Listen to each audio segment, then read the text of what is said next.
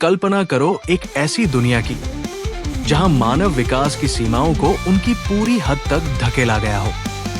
एक ऐसी दुनिया जहां एक व्यक्ति की प्रतिभा जीवन के सार को खुद ही बदल सकती है। लेकिन जब महत्वाकांक्षा पर काबू नहीं पाया जाता, तब क्या होता है? जब विज्ञान पागलपन से मिलता है और मानव स्वभाव को अपनी सीमाओं का सामना करना पड़ता है। स्वागत है एक ऐसी दुनिया में जहां उच्च दाव की लड़ाइयां, भयानक रचनाएं और अप्रत्याशित नायक हैं। तैयार हो जाओ, क्योंकि जो आप देखने जा रहे हैं वो सिर्फ जीवित रहने की लड़ाई नहीं है, ये भविष्य की लड़ाई है। तैयार हो जाओ एक ऐसी कहानी में गोता लगाने के लिए जहां शक्ति, जिम्मेदारी और प्रगति की कीमत सभी दांव पर है। अध्याय 3 वन पंच मैन। कहानी की शुरुआत उसके बैक स्टोरी से होती है। काफी समय पहले एक शानदार युवा वैज्ञानिक हुआ करता था। अपनी अद्भुत प्रतिभा के माध्यम से वो मानव ज्ञान में कई महत्वपूर्ण योगदान देने में सक्षम था। हालांकि अंततः उसकी उपलब्धियों ने उसे दुनिया से निराश कर दिया। हालांकि उसे लगातार उसकी मानसिकता की जटिलताओं और क्रांतिकारी रचनाओं के लिए सराहा गया। उसके किसी भी विचार या सिद्धांत को वैज्ञानिक समुदाय से एक भी समर्थन नहीं मिला। मानव सभ्यता को आगे बढ़ाने के बजाय उसका लक्ष्य था मानवों के रूप में कृत्रिम विकास करना। ये वही सपना था जो उसने कभी देखा था, लेकिन उसे अपनी दृष्टि को प्राप्त करने के लिए एक भी व्यक्ति ने मदद के लिए सामने नहीं आया। डॉक्टर जिनस, इन साधारण बंदरों को शापित करो। खतरनाक विचार। मुझे अजीब समझ रहे हैं? क्या ये निम्न श्रेणी के बंदर सच में सोचते हैं कि मनुष्य इस हद तक इस तरह जोखिमों से बचकर आए हैं? जो मूर्ख ये सोचते हैं कि अब मनुष्यों को विकसित होने की जरूरत नहीं है, वे खुद को वैज्ञानिक कहलाने के हकदार नहीं है। यहाँ तक कि अपनी जाति के जीन को आगे बढ़ाने का भी कोई हक नहीं है। ये योजना और इसका परिणाम हमेशा मेरे ही लिए थे। मैं इसे पूरा करूंगा, चाहे मुझे इसे अकेले ही क्यों न करना पड़े। कहानीकार, उसने अपने शोध में खुद को समर्पित कर दिया। लेकिन ये तब था जब वो 70 के दशक में पहुंचा कि उसके प्रयासों ने आखिरकार वो परिणाम दिए जो वो खोज रहा था। डॉक्टर जिनस को ये एहसास होता है कि उसने आखिरकार हल निकाला। पहले वैज्ञानिक ने अपनी युवावस्था की प्रमुख उम्र को फिर से प्राप्त किया। इसके बाद उसने अपने आप को बड़े पैमाने पर क्लोन करना शुरू किया। उसने अपनी प्रयोगशाला का नाम एवोल्यूशन हाउस रखा और अपने क्लोन के साथ उसने जानवरों के साथ अनगिनत प्रयोग किए, नई जीवन शैलियां और नई जातियां बनाई। उसके प्रयोग फिर मानव विषयों पर शिफ्ट हो गए। साइटामा, ये बहुत समय ले रहा है। आर्मर्ड गोरिल्ला हूं। साइटामा, इसका मुझसे क्या लेना देना है? तुम फिर से अपनी बातों से खुद को अच्छा दिखाने की कोशिश कर रहे हो। Armoured gorilla sign. साइटामा, बस ज्यादा बकवास मत करो, सीधे मुद्दे पे आओ, ठीक है? जेनोस, मेरे मालिक बहुत व्यस्त आदमी है, सारी बातें 20 शब्दों में संक्षेप में कह दो। आर्मर्ड गोरिल्ला, ठीक है, माफ करना। आर्मर्ड गोरिल्ला तो दूसरे शब्दों में, ओह, बॉस मैन को तुम्हारी और तुम्हारे शरीर के बारे में गहरी जिज्ञासा हो गई है। साइटामा, अफसोस, मुझे लड़कों में कोई दिलचस्पी नहीं है। जेनोस, मालिक, इसका वो मतलब नहीं था। तुम्हारा शरीर सामान्य मानव सीमाओं से परे है, इसलिए वह इसे अपने विकास पर शोध के लिए उपयोग करना चाहता है। अगर उसे रोका नहीं गया तो मुझे यकीन है कि वो ये फिर से करने की कोशिश करेगा। हमें उसे खुला हाथ नहीं देने देना चाहिए। हमारा कदम उसे हमला करना होना चाहिए। साइटामा, ठीक है, चलो चलते हैं। जेनोस, ठीक है। पैरों की आवाजें। अब साइटामा, हाँ, कल एक सेल है, तब नहीं कर सकता। जेनोस, लेकिन मालिक। आर्मर्ड गोरिल्ला, ये अच्छा नहीं लग रहा, डॉक्टर को बताना होगा। उसने अपना सिर खोला और अपने बॉस को संदेश भेजने वाला था। जेनोस, अरे तुम! आर्मर्ड गोरिल्ला जोर से चिल्लाता है। हाँ जेनोस, मेरे पास एक आखिरी सवाल है। एवोल्यूशन हाउस के साइबोर्ग विकास की शुरुआत 4 साल पहले हुई थी। कितने बनाए गए थे? क्या इनमें से किसी ने पहले शहरों को तबाह किया है? आर्मर्ड गोरिल्लाओं। मुझे ज्यादा जानकारी नहीं है, लेकिन एवोल्यूशन हाउस में मैं ही एकमात्र लड़ाई में सक्षम साइबॉर्ग हूं। जेनोस और फिर दृश्य जंगल में और वैज्ञानिक की प्रयोगशाला में बदल जाता है। डॉक्टर जिनस, ये असंभव है। हमारी विशेष बल जो इन प्राचीन मनुष्यों को नष्ट करने के लिए बनाई गई थी का सफाया हो गया। क्लोन 30 आर्मर्ड गोरिल्ला की रिपोर्ट के अनुसार स्क्रीन पर साइटामा और जेनोस को दिखाया गया है। वे दोनों जो ये करने के लिए जिम्मेदार थे अब यहां आ रहे हैं। डॉक्टर जिनस हांफता है। दूसरा क्लोन, अगर वे प्रयोगशाला तक पहुंचने में सफल हो गए तो हमारा सारा शोध जो हम परिश्रम से कर रहे थे नष्ट हो सकता है। क्लोन 87, हमें गंभीर समस्या का सामना करना पड़ सकता है। डॉक्टर जिनस अविश्वास में हकलाते हुए कहता है, हमें अपनी अंतिम योजना का उपयोग करना होगा। सभी क्लोन एक साथ हांफते हैं। डॉक्टर जिनस, कार्नेज, काबुतो को रिलीज करने की तैयारी शुरू करो। हर क्लोन डर से कांपते हैं। क्लोन 50 नहीं, ऐसा नहीं हो सकता। 5वां क्लोन नहीं, उसे नहीं। 6ठा क्लोन क्या, ये पागलपन है। 7वां क्लोन, वो आखिरकार रिलीज हो जाएगा। 8वां क्लोन, वो सही कह रहा है। शायद यही आखिरी तरीका है। शायद हमें उसे रोकना चाहिए। ये बहुत खतरनाक है। अब कोई वापसी नहीं है, कोई और रास्ता नहीं है। डॉक्टर जिनस, चुप रहो। वो हमारी आखिरी उम्मीद होगा। क्लोन 30, लेकिन सर। डॉक्टर जिनस, हम पहले अपने सारे जाल सक्रिय करेंगे, पहली मंजिल से 8वीं मंजिल तक। अगर हम भाग्यशाली रहे तो वे आक्रमणकारियों को संभाल लेंगे। मैं जानता हूं कि अगर हम असफल होते हैं तो हमारे साथ क्या होगा, खासकर मेरे साथ। दृश्य लैब से जंगल में बदलता है, जहां एक मरा हुआ भालू दिखाई देता है। जेनोस और सैतामा लैब की ओर दौड़ते हुए आ रहे हैं, पूरी गति से। जेनोस, मुझे नहीं लगा था कि हमें पूरी रात दौड़नी पड़ेगी। सैतामा, और हम वहां कैसे पहुंचेंगे? जेनोस, मुझे लगता था कि तुम्हारे पास उड़ने की क्षमता है। सैतामा, तुम्हें पता है कि इंसान ये नहीं कर सकते, है ना? जेनोस, ये अद्भुत है कि तुम कभी देर नहीं करते। तुम सच में एक सच्चे नायक हो। सैतामा, सच में? तुम मजाक कर रहे हो। मैं कभी समय पर नहीं पहुंचता। जेनोस, हम आ गए। ये वही जगह है जिसके बारे में हमें बताया गया था। सैतामा, तो ये है। जेनोस, ये है विकास का घर। सैतामा, 1 2 3 4 5 6, लगता है ये 8 मंजिल ऊंची है। जब सैतामा गिन रहा था, जेनोस ने बिना हिचकिचाए पूरी लैब को एक झटके में उड़ा दिया और सब कुछ धुएं में घिर गया। धुएं से सैतामा निकला और कहा, ओह, ये थोड़ा जल्दबाजी में नहीं था क्या? जेनोस, देखो, कार्यक्षमता के हिसाब से मुझे लगा कि सबको एक ही झटके में नष्ट कर देना बेहतर होगा। विनाश इतना विशाल था कि ये नंगी आंखों से दिखाई दे रहा था और ये दिखा रहा था कि जेनोस कितने शक्तिशाली हैं। फिर सैतामा ने कहा, ये तो प्रभावी था, लेकिन हम कम से कम ये देख सकते थे कि हमारे दुश्मन हमारे लिए क्या लाए थे। तुमने ये ठीक से नहीं सोचा। जैसे ही वे आगे बढ़े, उन्हें एक तहखाना मिला। लगता है एक तहखाना है। दृश्य तहखाने में बदलता है। एक क्लोन जोर से चिल्लाता है। बुरी तरह से कार्नेज काबुतो पर गोली चला रहा है, जो कड़ी चेन से बंधा हुआ है और अपने बंधनों से संघर्ष कर रहा है। आंखों में डर के साथ वो चिल्लाता है और कहता है, रुको, बस दूर रहो। कार्नेज काबुतो ने क्लोन को हाथ से पकड़ा, उसकी पकड़ को कसते हुए मुक्का बना लिया। एक पल में हवा में हड्डियों के टूटने की घिनौनी आवाज गूंजी और खून हर दिशा में बिखर गया। इस दौरान असली वैज्ञानिक स्थिर कदमों से उस राक्षस की ओर बढ़ रहा था, हर कदम सोच समझकर और अड़ेग। डॉक्टर जेनस है, कार्नेज काबुतो, मुझे बताओ, क्या तुम ठीक महसूस कर रहे हो?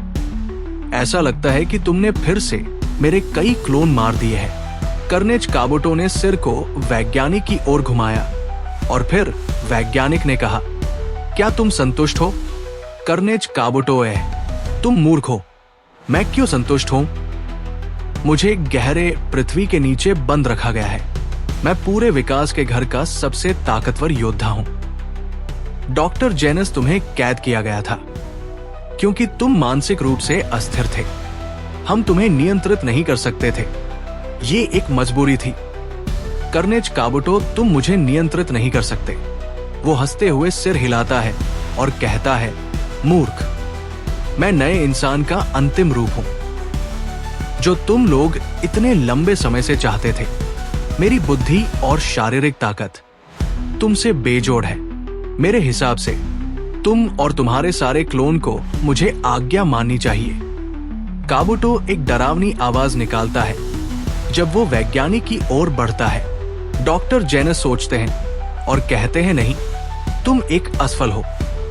सच है कि तुम अभूतपूर्व स्तरों पर प्रदर्शन करते हो, लेकिन तुम्हारे अंदर मानवता नहीं है। दबंग आवाज में, ठीक है, अगर तुम चाहो तो मुझे मार डालो। काफी क्लोन मेरी जगह ले सकते हैं। कर्नेज काबुटो, ओ डॉक्टर जेनस, लेकिन पहले मुझे एक एहसान करना है। स्क्रीन पर दिखाई देता है कि सैतामा और जेनोस कैमरे के जरिए चुपके से देख रहे हैं। सैतामा अपनी नाक साफ कर रहा है, जो एक अच्छा आदत है। हाँ, एक नमूना है जिसे मुझे बस चाहिए। वो बहुत ताकतवर साबित हुआ है। सिर्फ तुम उसे हराकर मेरी मदद कर सकते हो। मैं चाहता हूं कि तुम उसे पकड़ लो। कर्नेज काबुटो हंसते हुए कहता है, डॉक्टर जेनस जिंदा या मरा? जेनोस और सैतामा सुरंग में चलते हुए उनके कदमों की आवाज उस खामोशी में गूंज रही थी जो पूरे इलाके को घेर लेती है। सैतामा, ये तहखाना बहुत बड़ा है, मैं थोड़ा उत्साहित हो रहा हूं। जेनोस, हाँ। सैतामा, हूं। जेनोस, मुझे अंदर कुछ जीवित प्राणी महसूस हो रहे हैं। मास्टर, 2 लोग हमसे आ रहे हैं। सैतामा, हूं। कांच टूटने की आवाज। कर्नेज काबुटो, हाँ, अब चलते हैं। कौन सा है? डॉक्टर जेनस, दाहिने तरफ वाला। कर्नेज काबुटो, इस मामले में तुम बाएं वाले को नहीं चाहते हो। काबुटो ने तेजी से आगे बढ़कर जेनोस को एक शक्तिशाली घूंसा मारा जिससे वो दीवार में जा गिरा। सैतामा, जेनोस। ओह, काबुटो ने उसे पार किया, लेकिन सैतामा ने कोई प्रतिक्रिया नहीं दी। वो मुड़ा और देखा कि जेनोस का सिर दीवार में फंसा हुआ था। वाह! कर्नेज काबुटो, मेरा नाम कर्नेज काबुटो है। हमारे पास एक युद्ध प्रयोग कक्ष है, वहां चलते हैं, वहां लड़ाई करें। हंसते हुए, सैतामा, तुमने जेनोस को बुरा मॉडर्न आर्ट बना दिया। आओ, करते हैं। कर्नेज काबुटो हंसते हुए, एक चिढ़ाने वाली मुस्कान के साथ। दृश्य सुरंग से एक विशाल कमरे में बदलता है जहां काबुटो कहता है, काफी बड़ा है ना? ये इस सुविधा का सबसे बड़ा कमरा है। यहाँ हम अपनी लड़ाई की क्षमताओं को परखते हैं, जिसका मतलब है कि यहाँ तुम्हारी धुलाई के लिए काफी जगह है। तो फिर शुरू करते हैं हत्या। स्क्रीन पर आग का एक विस्फोट होता है जिससे पता चलता है कि जेनोस अभी भी लड़ाई की मुद्रा में है। अब भी जिंदा हो क्या? जेनोस हांफता है। गहरी सांस लेने के बाद जेनोस काबुटो की तरफ दौड़ता है और आग के साथ हमला शुरू करता है। वो बिना रुके बार बार वार करता है, लेकिन काबुटो पर कोई असर नहीं होता। फिर जेनोस हवा में छलांग लगाता है और ऊपर से एक जोरदार हमला करने की कोशिश करता है। काबुटो ऊपर देखकर मुस्कुराता है और कहता है, मूर्ख। जेनोस कहता है, मशीन गन वार। जैसे ही जेनोस मुक्का मारने की कोशिश करता है, काबुटो तुरंत प्रतिक्रिया देता है और उसे हवा में ही पकड़ लेता है। भयानक ताकत से वो जेनोस को जोर से जमीन पर पटकता है, जिससे धरती तक हिल जाती है। बिना समय गवाए काबुटो जेनोस को पूरे मैदान में फेंक देता है। जेनोस हवा में लहराता हुआ, कई बार उलटता पलटता हुआ जमीन से टकराता है। अंत में वो घूमता हुआ सैतामा की तरफ जाता है और भारी आवाज के साथ उसकी बाहों में गिरता है। उसने मुझे अच्छा पटका। मुझे। कार्नेज काबुटो हंसता है। जेनोस कहता है, उसे खत्म करो।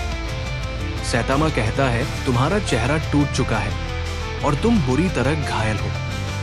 अपने आप को मत झोंको। जेनोस हांफता है और फिर एक शक्तिशाली बीम छोड़ता है जो सीधे काबुटो की तरफ जाती है। लेकिन कबूटो सिर्फ एक सांस से उस बीम को रोक देता है। उसकी सांस ऊर्जा को ऐसे चीर देती है जैसे कुछ भी नहीं। जेनोस हैरान होकर बड़बड़ाता है। असंभव। कैमरा सैतामा की तरफ शिफ्ट होता है, जो शांति से दृश्य को देखता है और बस कहता है, जेनोस, अरे तुम ठीक हो?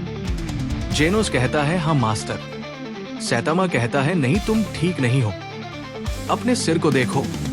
कार्नेज कबूटो हंसता है और चिढ़ाते हुए अपनी जीभ बाहर निकालता है। सैतामा कहता है, अच्छा मानना पड़ेगा, ये काफी प्रभावशाली था। तुमने मेरी उम्मीदें बढ़ा दी हैं। कैमरा वाइड एंगल पर शिफ्ट होता है, जो मजाकिया अंदाज में ऐसे फैलता है जैसे वो टूटने से डर रहा हो।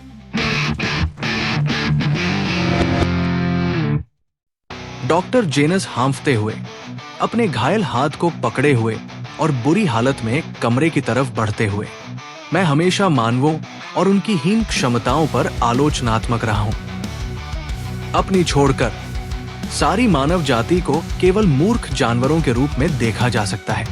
ये एहसास मेरे लिए पीड़ा था। अगर मुझे याद है तो उस समय मैं 15 साल का था। तभी मैंने अपनी योजना पर काम करना शुरू किया। मानवता के इस जानवर को विकसित करने और एक ऐसी दुनिया बनाने की योजना जहां मैं शांति से जी सकता। अपनी ही बनाई एक यूटोपिया, जो मेरी प्रतिभा द्वारा बनाई गई थी। एक नई मानव जाति के साथ एक क्षेत्र जो मानवता को पार कर चुका हो और एक नई विश्व व्यवस्था की शुरुआत कर रहा हो। वो रुकता है, फिर घुटनों पर गिरता है, खून जमीन पर फैलता है। कैमरा फ्रेम सैतामा को दिखाता है, जो कबूटों के सामने खड़ा है। वैज्ञानिक कहता है, मुझे इसे पूरा करना ही होगा। उस समय जिस भयानक वेदना से मैंने जूझा था, वो शारीरिक दर्द जो अब मुझे महसूस हो रहा है, कुछ भी नहीं है। कैमरा युद्ध कक्ष में शिफ्ट होता है, जहां कबूटो गुस्से में कहता है, क्या हो रहा है? इसे शुरू करो। जो कुछ भी तुम्हारे पास है लाओ। डॉक्टर जेनस कहता है, कार्नेज कबूटो, विकास के घर का सबसे मजबूत और क्रूर निर्माण। आओ देखते हैं कि तुम्हारे पुराने मानव प्रक्रियाएं एक ऐसे राक्षस के खिलाफ क्या कर सकती हैं, जो कृत्रिम विकास का सर्वोच्च रूप है। या क्या तुम और ये चुनौती नई प्रयोगशाला की संभावनाओं को उजागर करेंगे? मैं इसका पता लगाना नहीं चाहता। जूते की आवाज गूंजती है और कैमरा नीचे से ऊपर की तरफ शिफ्ट होता है। सैतामा का केप हवा में झूलता है जब वो गंभीर मुद्रा में खड़ा होता है। कार्नेज कबूटो कहता है, ओ, मुझे समझ में आ गया, मुझे समझ में आ गया। तुम्हें मजबूत होना चाहिए। सैतामा उसकी तरफ बढ़ता है, उसके कदम स्थिर होते हुए कहता है, अब मुझे निराश मत करना। तुम्हें इस जगह का अंतिम हथियार होना चाहिए, है ना? स्पष्ट रूप से तुम सुबह वाले लोगों से अलग हो। तुम्हें देखो, बस आत्मविश्वास से भरे हुए हो। कार्नेज कबूटो हंसता है। अपार गति से वो सैतामा के चारों ओर घूमता है। जेनोस विस्मय से देखता है और कहता है, इतनी गति? जैसे ही कबूटो सैतामा के चारों ओर घूमता है, सैतामा बिना किसी प्रयास के उसकी दिशा में मुड़ता है, अपनी गति को ओवरशैडो करता है। ये देखकर कार्नेज कबूटो चौंक जाता है। वो तुरंत भागने की कोशिश करता है, हवा में कूदकर अपनी जान बचाने की कोशिश करता है। और फिर सैतामा कहता है, क्या कर रहे हो? अरे, डॉक्टर जेनस कहता है, ये क्या? कार्नेज कबूटो भाग रहा है। कार्नेज कबूटो कहता है, अगर मैंने अभी उसे हमला किया होता, वो मुझे मार डालता। ये आदमी कौन है? वो खुद को पूरी तरह से खोले हुए है, फिर भी मेरी सभी प्रवृत्तियां चीख रही है, सभी खतरे की चेतावनी भेज रही है। सैतामा कहता है, कार्नेज कबूटो कहता है, कमीने, तुम क्या हो? कोई अजीब प्राणी? तुमने इतना कैसे ताकतवर हो गया? कैमरा कुछ देर के लिए रुकता है और फिर कबूटो को दिखाता है, जो गहरी सांसें ले रहा है। जेनोस हांफते हुए, उसकी आंखें चौड़ी हो जाती है। कार्नेज कबूटो हांफते हुए सांस लेने में कठिनाई महसूस करता है। सैतामा कहता है, तो तुम भी जानना चाहते हो? ठीक है, ठीक है। जेनोस, तुम भी ध्यान से सुनो। जेनोस कहता है, रुको, तुम ये कह रहे हो कि वो हमें अभी बताएगा अपनी अद्भुत ताकत का राज? वैज्ञानिक कैमरे में आता है और डॉक्टर जेनस कहता है, मुझे भी ये जानना है। सैतामा कहता है, तुम कौन हो? डॉक्टर जेनस कहता है, मैं जेनस हूं। सैतामा कहता है, जेनोस नहीं, ये बहुत जोखिमपूर्ण है, उसे उनका राज नहीं जानने देना चाहिए। सैतामा पहले जो सबसे महत्वपूर्ण है वो ये सुनिश्चित करना है कि तुम इस कड़े प्रशिक्षण योजना का पालन कर सको। डॉक्टर जेनस, एक मिनट रुको, कोई संशोधन, सर्जरी या आनुवंशिक सुधार नहीं, सिर्फ प्रशिक्षण। कार्नेज कबूटो, क्या प्रशिक्षण? सभी के कान खड़े हो जाते हैं। सैतामा, सुनो जेनोस, तुम्हें इसे लगातार करना होगा, चाहे ये कितना भी कठिन क्यों न हो। मुझे ये ताकत हासिल करने में पूरे 3 साल लगे। 100 पुशअप्स, 100 सिटअप्स और 100 स्क्वाट्स, फिर 10 किलोमीटर दौड़। ये हर रोज करना होगा। कैमरा अतीत में समाहित हो जाता है, एक सड़क पर दौड़ते हुए, हांफते हुए, और ये सुनिश्चित करना कि तुम रोज 3 बार खाना खाओ।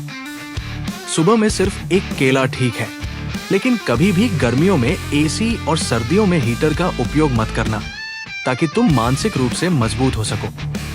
शुरुआत में तुम चाहोगे कि तुम मरे हुए होते। तुम सोच सकते हो, एक दिन छुट्टी लेने में क्या हर्ज है, लेकिन मेरे लिए एक मजबूत हीरो बनने के लिए, चाहे मैं खून थूक रहा था, मैंने कभी नहीं रोका। मैंने सहन किया और दर्द को झेला। मैंने स्क्वाट्स किए, भले ही मेरी टांगे हिलने लायक नहीं लग रही थी। यहां तक कि जब मेरी बाहों में अजीब क्लिकिंग की आवाजें आने लगी थी। मैं पुशअप्स करता रहा। गड़गड़ाहट। 1.5 साल बाद मैंने फर्क महसूस करना शुरू किया। मैं गंजा हो गया था और मैं मजबूत हो गया था। दूसरे शब्दों में, तुम्हें कड़ी मेहनत करनी होगी, इतनी कड़ी कि तुम्हारे बाल झड़ जाएं। बस यही तरीका है वास्तव में मजबूत बनने का। जो लोग इस नई मानव जाति और विकास के चक्कर में पड़े हैं, वे कभी भी इस हद तक नहीं पहुंच पाएंगे। मानव जाति मजबूत है क्योंकि हम खुद को बदल सकते हैं। डॉक्टर जेनस, वह क्या? उसने कहा। कार्नेज कबूटो, क्या ये आदमी सच में है? जेनोस, मास्टर, आप बिल्कुल बकवास कर रहे हैं। सैतामा, जेनोस, ये सिर्फ सामान्य ताकत प्रशिक्षण है और ये वास्तव में उतना भी तीव्र नहीं है। ये बस एक सामान्य स्तर है। मुझे मजबूत होना है, समझो। मैं विश्वास नहीं कर सकता कि तुम ये कर रहे हो। मैंने तुमसे मजाक सुनने के लिए तुम्हारे अधीन अध्ययन करने को नहीं कहा था। मास्टर सैतामा, कृपया, तुम्हारी शक्ति सिर्फ प्रशिक्षण से प्राप्त नहीं हो सकती। डॉक्टर जेनस, ये सही है, मैं जानना चाहता हूं तुम्हारा। जेनोस, तुम्हारा असली राज, कृपया इसे बताओ।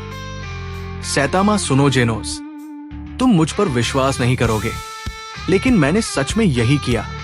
जेनोस, हांफते हुए। कार्नेज कबूटो एक फ्रेम में आता है और कहता है, ओहा। डॉक्टर जेनस, नहीं, ऐसा मत करो, तुम्हें नहीं करना चाहिए। कबूटो अपनी शक्तियों को बढ़ा रहा है, उसकी नसें और भी ज्यादा उभर रही हैं और उसका चेहरा और भी भयानक हो रहा है। कार्नेज कबूटो, अगर तुम हमें अपना राज नहीं बताना चाहते तो ठीक है। डॉक्टर जेनस, ओम मेरे भगवान। वो पीछे हटता है। लगता है वो फिर से उथल पुथल मचाने जा रहा है। एक अलार्म बजता है जो हवा में तीव्र आवाज भर देता है। कार्नेज कबूटो, मुझे यकीन है कि तुम मुझसे ज्यादा मजबूत नहीं हो, यहां तक कि पास भी नहीं। अलार्म की आवाज, गूंज।